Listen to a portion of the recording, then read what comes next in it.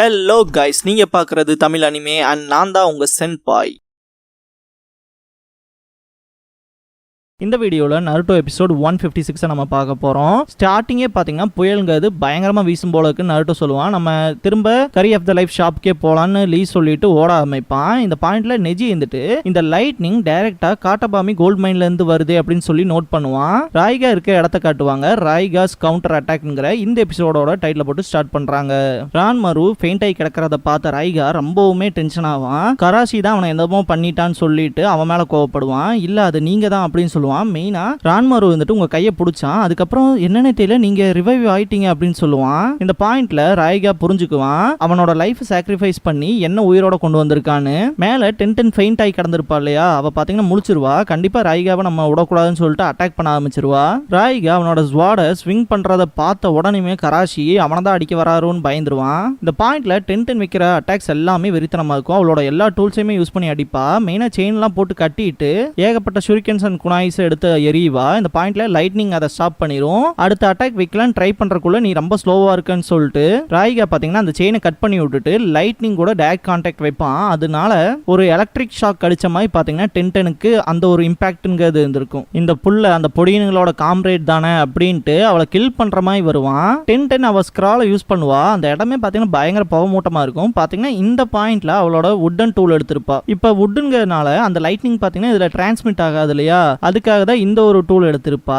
மெயினா இவங்க கூட நம்மளால தனியா ஃபைட் பண்ண முடியாதுங்கிறதும் அவளுக்கு தெரியும். இருந்தாலுமே டென்டனை பத்தி சொல்லணும்னா அவளோட ஒரு டூல்ஸ் ஹேண்ட்லரை நீங்க வேற யாரையுமே பார்க்க முடியாது. அந்த அளவுக்கு எல்லா டூல்ஸையுமே பாத்தீங்கன்னா செம்மையா யூஸ் பண்ணுவா. தலைவி இந்த இடத்துல பண்ற விஷயம்லாம் பார்க்கும் போது நம்ம ஊர் சிலம்பாட்ட மாதிரியே இருக்கும். ராய்கா பாத்தீங்கன்னா ஈஸியா டிஃபீட் பண்ணிடலாங்கிற மாதிரி தான் திங்க் பண்ணுவான். ஆனா இந்த இடத்துல டென்டனோட டெக்னிக்ஸை அவனால ஹேண்டில் பண்ணவே முடியாது. அவனோட ஒரு ஸ்வாடம் கூட பாத்தீங்கன்னா இந்த ஸ்டிக்கை ஸ்பின் பண்றது மூலமா ஹோல்ட் பண்ணி தூக்கி வீசிடுவா கராஷி கிட்ட. டைரக்ட் ஹிட் வைக்கிறதுக்கு போகும்போது பாத்தீங்கன்னா அவனோட கீபாஸ் வாட யூஸ் பண்ணி அந்த கட்டையை பிரேக் பண்ணிடுவான். அது மூலமா லைட்னிங் பாஸ் பண்ணுவான். டென்டன் டிஃபீட் ஆயிருவா. கராஷி கிட்ட ராய்கா போறத பார்த்துட்டு ரொம்ப பயப்படுவான். பார்த்து அவனோட ஸ்வாட தான் எடுப்பான். இந்த பாயிண்ட்ல ரான்மாரு எப்படி இறந்தான்ல எனக்கு தெரியாது, நான் அவ்வளவு ஸ்மார்ட்டும் கிடையாது, இதை நீ தான் பண்ணியான்னு சொல்லி கேட்கும் போது மேபி லீஃப் வில்லேஜ் சேர்ந்தவங்க பண்ணிக்கலாம்னு சொல்லி இவனுக்கு உயிர் பயத்திலேயே அதை சொல்லிடுவான். ஏன்டா இதுக்கு அதுக்கு என்னடா சம்பந்தம், இவன் இங்க வந்து செத்ததுக்கும் லீஃப் வில்லேஜ் பர்சன்ஸ் தான் பண்ணியிருப்பாங்கக்கும் ஒரு லாஜிக்கலே இல்லாம தானே இருக்கு. ஜஸ்ட் அவனோட உயிரை காப்பாத்திக்கிறக்காக இப்படி ஒரு பொய் சொல்லிடுவான்.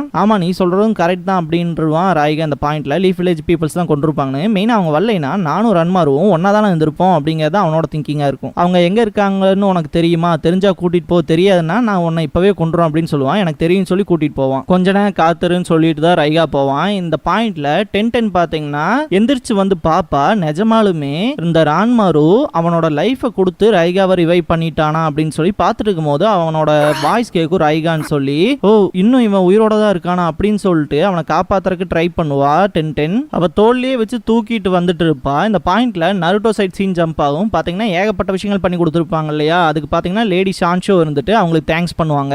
கராச்சி பயங்கர வேகமா ஓடி வந்துட்டு அம்மா அம்மா ரொம்பவே மோசமான சம்பவம் ஆகி போச்சு அப்படி இப்படின்பா. என்னடான்னு கேட்டா நானும் டென்டனும் வந்து ரன் பண்ணிட்டு இருக்கும் போது மேல இருந்து ஒரு லைட்னிங் அட்டாக் பண்ணுச்சு, அதனால அவ மேல கிளிஃப்ல இருந்து கீழே விழுந்துட்டு அப்படிங்கிற விஷயத்த சொல்லிட்டு இருப்பான். மெயினா பாத்தீங்கன்னா அவளோட லைஃபே ரிஸ்க்ல இருக்கு, அவளை காப்பாத்துறதுக்கு போகணும் அப்படின்னு சொல்லும் போது கிராண்ட்மா சான்ஷோ வந்துட்டு அப்ப நீ போய் காப்பாற்ற வேண்டியதானு ஒன்னு லீ வந்துட்டு வா நம்மளும் போலாம், நம்ம டென்டனுக்கு ஹெல்ப் தேவைப்படுதுமா. நருட்டோவும் அதே விஷயத்த சொல்லுவான். சொல்ல போனா நெஜி தான் பாத்தீங்கன்னா டென்டனை வந்து கராஷி அண்ட் ரான்மாருவை பாத்துக்க சொல்லியிருப்பான். அந்த வகையில இவன் பேசுறதெல்லாம் பொய்னு நெஜிக்கு நல்லாவே தெரியும். நீங்க முன்னாடி போங்க, நான் ஃபர்ஸ்ட் எய்ட் கிட்டோட உங்க பின்னாடியே வந்துருவேன் ப்ராமிஸா அப்படின்பா. அதுக்கப்புறம் தான் நெஜி போக ஆரம்பிப்பான். அவங்க எல்லாம் போனதுக்கு அப்புறமா சான்ஷோ கிட்ட வந்துட்டு உங்களோட திங்ஸ் எல்லாம் எடுங்க, நம்ம இங்க இருந்து கிளம்ப போறோம் அப்படின்னு சொல்லுவான். அவங்களுக்கு ஒண்ணுமே புரியாது. இந்த பாயிண்ட்ல ராய்காவை காட்டுவாங்க. நான் என்னோட ரிவெஞ்ச் எடுத்தே ஆகணும், சப்போஸ் நீ அவங்கள அங்க கூட்டிட்டு வரலைன்னு வச்சுக்க ரன்மருவோட ஃபியூனரல்ல உன்னோட பணமும் உங்க அம்மாவோட பணமும் இருக்கும் அப்படின்பா. சான்ஷோவை பொறுத்த வரைக்கும் பாத்தீங்கன்னா ரொம்பவே ஸ்டப்பனா இருப்பாங்க. அவங்க எல்லாருமே திரும்ப வர வரைக்கும் நான் இந்த இடத்த விட்டு வரமாட்டேன்பாங்க.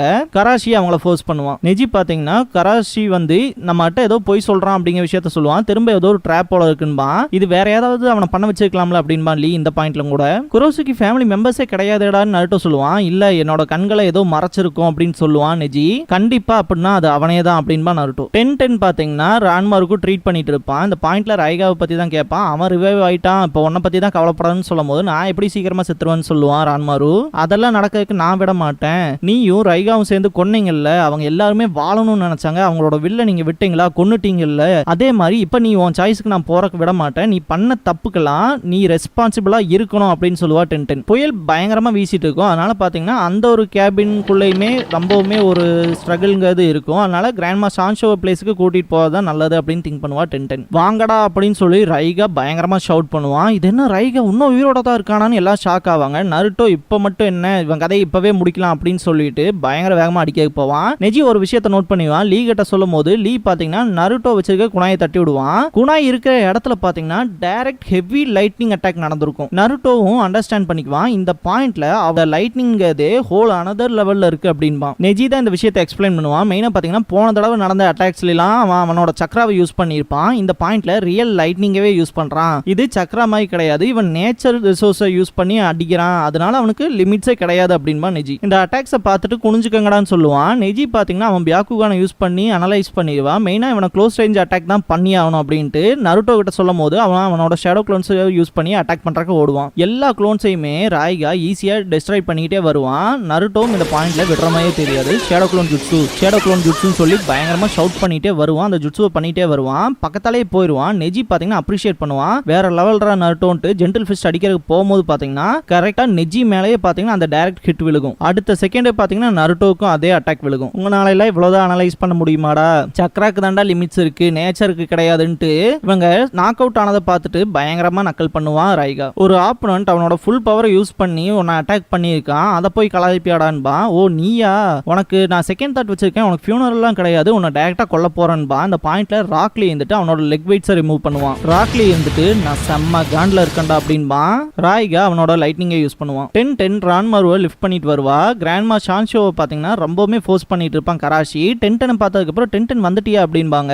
கராஷி பண்ண விஷயத்தை கேட்டு பயங்கர காண்டாவாங்க. அவன் மட்டும் திரும்ப உயிரோட வரலைன்னா நான் ஏன் இதை பண்ண போறேன்பா கராஷி. நீங்க போறதுன்னா போங்க கிராண்ட்மா சான்ஷோ அப்படின்பா 10-10. நான் கிவ் அப் பண்ண போறது இல்லைன்பா. நான் என்னோட கரியர் ஆஃப் லைஃபை வந்து இந்த பையனுக்கு ஃபீட் பண்றேன், அதை அவனை ரிவைவ் பண்ணும் அப்படிங்கிற விஷயத்த சொல்லுவாங்க. லீக்கே எதாவது நடந்துச்சு அப்படின்பாங்க. இதை கேட்ட 10-10 சிரிப்பா. பெரிய பிரச்சனை ஆச்சுன்னா அதுக்கு என்ன எல்லாம் பிளேம் பண்ணக்கூடாதுன்னு ஓடிடுவான் கராஷி. லீ கூட ஃபைட் பண்ணவே முடியாம திணறுவான் ரைகா. கிராண்ட்மா சான்ஷோ அவங்களோட கரியை ப்ரிப்பேர் பண்ணிட்டு இருப்பாங்க. இது ரொம்ப மோசமா முடிய போகுதுன்ட்டு கராஷி ரொம்ப டென்ஸ்டா இருப்பான். இந்த பாயிண்ட்ல கூட ராக்லியோட அந்த டிட்டர்மினேஷனை திங்க் பண்ணி பார்ப்பான். ராக்லி சைட் காட்டுவாங்க. ராய்காவை கிக் பண்ணுவான். இந்த பாயிண்ட்ல ராய்கா பாத்தீங்கன்னா அவனோட டோட்டல் ஜாடையுமே திருப்பி ஏத்துல வச்சு அட்டாக் பண்ணுவான். அந்த லைட்னிங்ல லீயும் மாட்டிக்குவான். கராஷியை காட்டுவாங்க. அவன் ஒரு விஷயத்தை ஸ்மெல் பண்ணுவான். அந்த பாயிண்ட்ல கரியை ப்ரிப்பேர் பண்ணி கொண்டு போய் கொடுப்பாங்க ரான்மாருக்கு. சாப்பிடவே மாட்டான். நீங்க நிறைய விஷயத்த மிக்ஸ்அப் பண்ணிட்டீங்கன்பா கராஷி. இந்த கரி ஆஃப் லைஃபோட ரெசிபியை இன்னும் ஞாபகத்துல வச்சிருக்கியா அப்படின்ட்டு ரொம்பவுமே எமோஷனலா ஃபீல் பண்ணுவாங்க கிராண்ட்மா சான்ஷோ. கராஷி இதுதான் பர்ஃபெக்டான கரி ஆஃப் லைஃப்னு சொல்லி கொண்டு வந்து கொடுப்பான். அதை ஊட்டி விட்றதுக்கு போகும்போது சாப்பிடவே மாட்டான் ரான்மாரு. ஏன் ரைகா இல்லைன்னா சாப்பிட கூட மாட்டேயா அப்படின்பா 10-10. எதுக்காக என்ன மாதிரியான ஒரு ஆளை காப்பாற்றணும்னு ட்ரை பண்றேன்னு சொல்லி கேட்கும் போது 10-10 இருந்துட்டு கிராண்ட்மா சான்ஷோ அண்ட் கராஷி ரெண்டு பேர்த்தையுமே எடுத்துக்க. அவங்க வந்து உனக்கு இதை ஹெல்ப் ஆலாம் பண்ணல, ஒரு மனுஷனை காப்பாத்துறதுக்காக இதெல்லாம் பண்ணும் அவசியம் இல்லை, ஆனா அதை கூட நீ ரியலைஸ் பண்ணிக்க மாட்டேங்கிறீன்னா நீ என்ன ரொம்ப மோசமான மனுஷ பிறவியா அப்படின்பா. மனுஷங்களை பொறுத்த வரைக்குமே ஒருத்தன் ஆபத்துல இருக்கான், கஷ்டத்துல இருக்கானா காப்பாற்றணும், ஒரு கையை கொடுக்கணும். ஒருத்தன் கஷ்டப்படுறத பார்த்துட்டு இன்னொரு மனுஷன் எப்படி சும்மா போயிட முடியுமா அப்படின்பா 10-10. கராஷி அண்ட் ரான்மாரு ரெண்டு பேருமே ஃபீல் பண்ணுவாங்க. இந்த பாயிண்ட்ல கராஷி வந்துட்டு ஒரே ஒரு வாய் ட்ரை பண்ணி பாரு அப்படின்பா. ஒரு வாய் சாப்பிட்டதுக்கு அப்புறமா ஃபுல்லாத்தையும் சாப்பிட்டு முடிச்சிருவான். இதுதாண்டா வாழ்றதுக்கான அர்த்தம் அப்படின்பா 10-10. இந்த கரியை ரைகாவும் சாப்பிடணும்னு நான் ஃபீல் பண்றேன் அப்படின்பா. சரி வா போலாம் அப்படின்பா 10-10. நருட்டோ அண்ட் நெஜி ரெண்டு பேருமே ஃபெயிண்ட் ஆகியே தான் கிடப்பாங்க. லீக்கு பாத்தீங்கன்னா அந்த ஒரு அட்டாக்கை வச்சிருப்பான் இல்லையா, அப்பவும் பாத்தீங்கன்னா அந்த ஒரு டிட்டர்மினேஷன் விட மாட்டான், கீழே விழுக மாட்டான். நான் இன்னும் நிக்கிறேன்டா அப்படின்பா. இந்த பையன் என்னடா இப்படி இருக்கான் அப்படின்னு சொல்லி ரைகா ரொம்பவுமே ஷாக் ஆவான். இந்த இடத்துல இந்த எபிசோட் முடியுது.